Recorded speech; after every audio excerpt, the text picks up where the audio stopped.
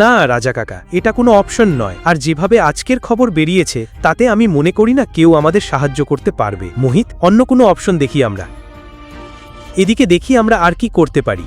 রাজা মাউলি ওরফে রাজা কাকা ছিলেন দৃষ্টির দাদুর পুরনো বিশ্বস্ত লোক, কিন্তু এখন তিনি কেবল নামমাত্র কোম্পানির অ্যাডভাইজার।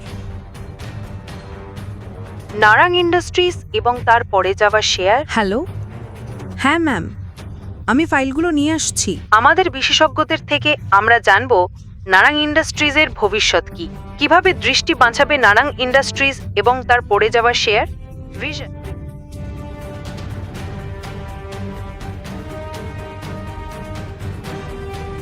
দৃষ্টি কোথায়?